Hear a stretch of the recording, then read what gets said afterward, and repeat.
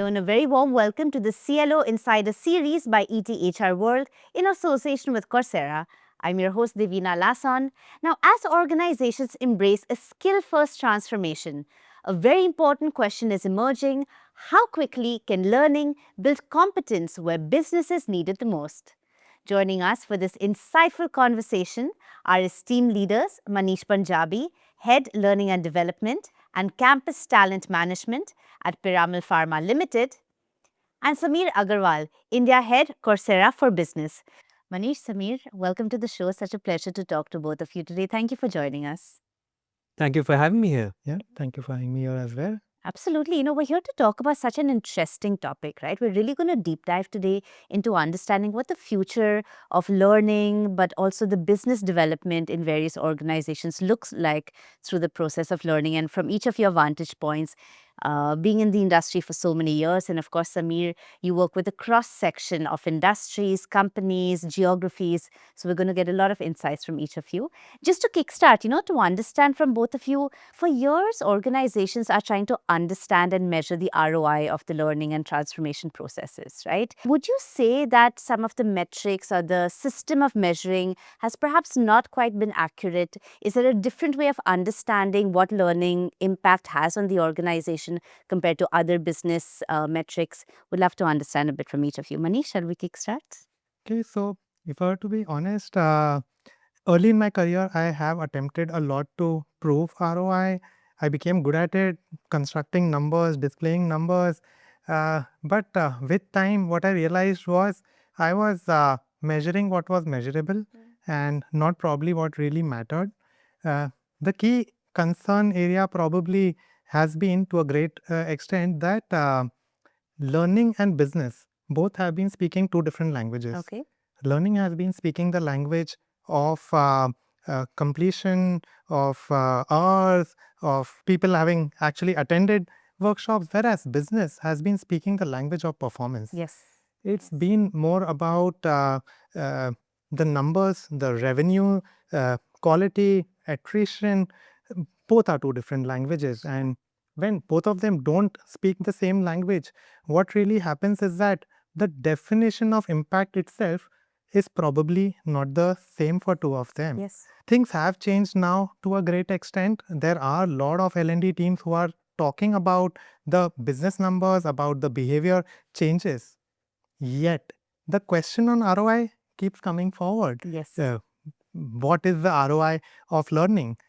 That probably is the fundamental concern, which is learning is still being looked at like a procurement decision. Learning is not a procurement decision. It's more like R&D, research and development. Nobody, let's say in a pharma sector or in a paint company, goes and asks the R&D team on what is the ROI of this specific experiment True. that you did. The metric there is more around what is the overall innovation that you delivered, what is the new product revenue that you created, what kind of development timelines did you crunch. Yes. It's more on those grounds. Yes. Yes. I personally feel learning deserves those standards as well. The questions need to be around what is the skill gap that you bridged? What critical skills did you build which were relevant for the business for now and for the future? Yes. That has also led to my PhD, where I would say I'm looking at it as ROI of learning is probably not the right question. The right question here would need to be rephrased as what is the learning effectiveness? And that would be fairly different for each type of business problem that we are addressing. Sure. Yeah. Wonderful. Sameer, let's get you in on this. Is ROI not even the right term, as Manish is alluding to? I wish, because then, you just sell Coursera to everyone and nobody would question the ROI. Kidding aside though, I think what Manish said, a lot of great points. And if I were to just build on what you said, Manish, I think it's also a natural evolution of how we seeing everything in the world around us evolve.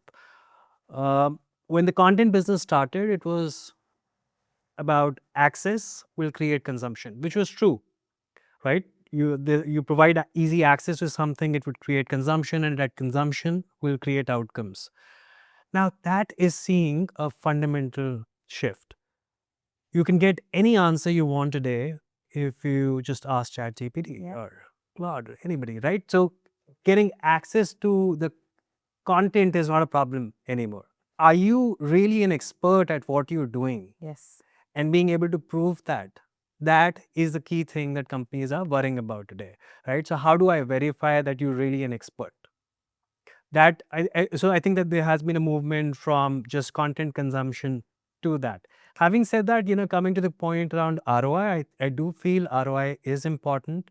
The way you measure it, like Manish rightly said, has to not be around things which are convenient to measure, but around things that really move the needle for you. Which means if my skills inventory is changing as an enterprise, how is it that I, as an L&D team, am able to move that? That I think becomes really important. So, Manish, you've spent years working on and building capability at scale. What would you say? How would you define the measure today, right? When we're looking at a scenario where we want to go beyond just completion rates, compliance, the basic checklist, we're looking into how those actual behavioral changes are taking place as a result of learning. How would you say, how would you define that? So my doctoral research is built on one counterintuitive finding, that is, there is no single definition for measurement of effectiveness. Okay. It changes drastically depending on what you are measuring. Just imagine a induction program, a digital content library, a leadership development program for top 30 executives, or maybe a sales development intervention, or a product knowledge which may go to like 15,000 employees spread across Yes. the organization. The measurement needs to be extremely different for each of them. True. Imagine a leadership development intervention, top 30 versus 15,000 employee product knowledge. Would the same measurement work? Probably not. No. And that's where we as learning leads need to figure out, where do I measure what? Where do I measure the skill movement? Where do I measure some basic matrices? Where do I get into ROI as well if required? The matrice needs to be tied to what exactly you're measuring. And It's quite powerful what you said just now. And I guess what you're almost saying is that one size doesn't fit all. And I can't help but wonder, have you created some sort of a framework which helps you decide which metrics to use for what kind of use case, or how do you go about doing it? so, more than a framework, I would say a philosophy or a practice that we've kind of developed, and I call it as the purpose driven measurement. Okay. For any initiative, the thought of what you measure needs to start much, much before the initiative. So, even before you start designing, maybe sitting with the business, asking the right questions, Sure. getting an understanding on what is probably the behavioral evidence that you want, Yes. what is the business metric that needs to move forward, has to be defined earlier. And basis that, everything else has to be defined, and it's only then that you will be able to measure it. Yeah. So it has to be purpose driven measurement. Wonderful. Could you share some examples of how you put this into application? Sure. So let me share an example of this logistics academy that we started in one of the organizations that I worked for. Long story short, we had like 4 programs that we designed that covered almost, you could say, 90% of the logistics organization. Each of the programs were targeted to a specific role. Okay. For these cohorts, prior to the logistics academy being designed or being launched, we sat down with the logistic leadership team.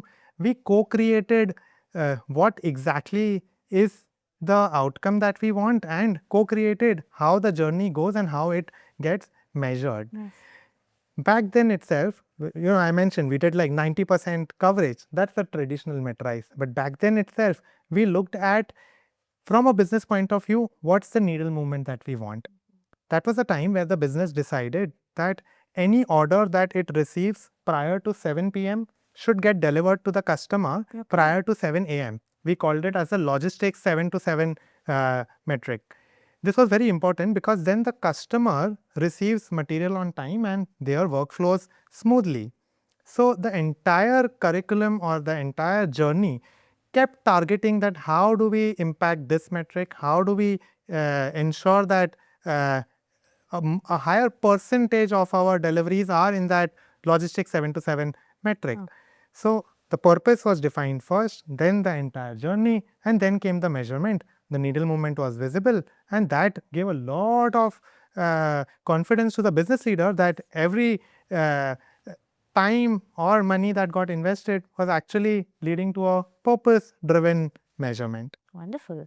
Thank you for sharing that. What a great example there. And, Sameer, coming to you, of course, from your vantage point at Coursera, you've worked with several enterprises. Would you say there are certain factors or certain characteristics that really define whether in an organization you'll see that performance-based shift on the floor in reality, and organizations which will not see that basis the learning process? Manish, I was so fascinated to hear what you said, especially around the 7 to 7 bit. What that tells me is that you tied your learning program to almost like a business mantra, right? So the what sort of an outcome do you want the learning program to deliver? And to answer your question, Devina, this is exactly what we're seeing in terms of organizations that are doing well and versus organizations who are still kind of learning the ropes. It's almost like a backward integration Yes. from the outcomes that these companies want, as against trying to forward integrate from the content that these companies have access to. Yeah. Right. So if the outcome that you want is that I want to change my skills inventory to have people with certain competencies, how is it that I create my learning program to deliver some of what that business needs? I think Manish articulated it brilliantly. Again, love what you said around purpose-driven metrics. That is something I'm definitely going to use a lot of. Thank you. And my PhD research, coming back to that, is also kind of an attempt to formalize that we need to define what's going to be measured early and not retrofit it. The moment we are retrofitting it, it's more like just creating a post facto narrative. Absolutely. So, Manish, of course, organizations invest a lot of resources into creating large content libraries. So, how can CLOs really look at creating that ecosystem where the outcomes are hyper targeted and very much focused? So, having a huge content library with no map is more like not like having an ecosystem, but having a maze. And we can't expect our employees to actually spend time figuring out what's the direction in which they need to navigate. So, the shift I've personally made is to not only think about content acquisition. At the same time, if you have good content partners, think about content curation. Uh, in one of our initiatives, we were amongst the pioneers of launching a LXP. Uh, what we did was we did not open the floodgate to bring all the content on this LXP to make it successful. We had certain good content partners. We got into more curative mode. We launched a digital content studio. It had multiple curated curriculums and curriculums very specifically targeted to business needs, role-based needs, proficiency levels to ensure that the navigation map is clear for the employee. Now, that is something which kind of helps ensure you have the right answer. What happened for us is we could achieve like 97% adoption. We spoke about it quite proudly, but let me also remind that 97% is not a business metric. We can speak about it proudly, but that was probably step one. And Sameer, you referred to access needs to be provided. That helps us ensure that we can track that yes, there is access available to people for the LXP and the content to at least get started with. Step two, we launched a product knowledge training, which was for like 15,000 odd employees. That was then linked to cross-selling numbers, CSAT scores. So the purpose kind of was to first do a level 1, which was not our destination, was probably a step in that direction, and then move it forward in the right direction. At the same time, let me talk about another example where in a different organization, the challenge that we faced was the consumption of digital learning with our leaders was way lower than what we would have wanted. Now, the game with leaders is going to be, or the senior folks, is very different. The content needs to be very specifically targeted towards what business needs are they working towards. Is there any specific gap which requires to be bridged for them to achieve a business goal? Moment it is linked to that, there is a bit of ear that you will get to what you are speaking. In that scenario, the approach was very different. We got in a new content provider who got in the capability of uh, deep content, strategic content, which can appeal to the leaders, and we tied that up with their talent reviews. What we realized a year later was same leaders who got engaged, who consumed content in their talent review, it was visible that there were shifts in those business specific competencies which were relevant for them, not directly jumping into content acquisition, but strategically leveraging both content acquisition and content curation if you have good content partners. Creating that map as you're talking about. Yeah, and Sameer, so to Coursera, of course, you must have seen that many organizations have that skills framework, they have the architecture, the assessments models in place. But what, again, would you say is the differentiating factor with organizations that use that data to ultimately drive decisions versus those that stop at the mapping stage? I think a lot of it Manish already answered. The couple of things that I picked up. Number one is one size doesn't fit all. So if Yeah. you're using the same metrics for just about every business need, then there is a problem, right? So I think the fundamental question is: are you using the skills framework that you've built, the skills map that you've built, to produce dashboards because you want to justify your job? Yep. You actually want to bring about a difference, right? And Manish articulated it really well, just in terms of how do you link it to business outcomes. So, to answer your question, companies that are doing really well are being pragmatic about what is it that you're ultimately trying to achieve Yes. from a certain intervention. Yes. And that, I'm careful when I use the word intervention. It's because it's not just content anymore. LLMs are providing so much content, Absolutely. easy access, but it's really about how do you contextualize it, uh, with respect to what business outcomes you want. How do you personalize it? Because everybody has different needs. Uh, how do you practice some of that? And AI can do it really well. Yes. I mean, imagine, let's take the example of behavioral learning. I want to be good at emotional intelligence. Sure, you've told me the techniques. You've told me something called amygdala hijack exists. Okay, sure, but what do I do when the when I do have the amygdala hijack, Yeah. right? Then what? If I can practice it in a safe environment with the help of AI, that kind of makes all the difference. In summary, it really needs to be contextualized and personalized, and companies that are doing it to try and solve for those business objectives are doing much better than teams that are trying to create dashboards just because they want to justify something. Yes, yes. So, gentlemen, what would you say is that one measure of learning impact that moving forward will truly be essential and very important metrics? And what's one metrics that perhaps will not be so important anymore? Anush? Okay, so one measure which will start being important is what I call workflow embedded performance evidence. Okay. I'll repeat that: workflow embedded performance evidence. It's about how within your workflow the learning application is embedded and measured. So you get to know whether people are applying the learning. That's one big evidence which can uh, m- take care of, let's say, level 3 of Kirkpatrick and give you a direction that yes, it is creating business impact. And thanks to a lot of AI coming in, this is going to become much easier to measure. AI will get embedded in the workflow itself to help you measure Sure. all of this. One metric which I feel is probably going down is the learner satisfaction score. Okay. And I'll share two reasons for that. Small anecdotes. Please. Early in my career, when I just started getting into learning and development, one of my senior colleagues called me in the corner when a workshop was about to get over, and he tells me, now is the point where workshop is getting over. We'll distribute chocolates, we'll say a few good words, and then give the feedback form. That day I decided, boss, feedback scores for me are not Doesn't going to matter. work.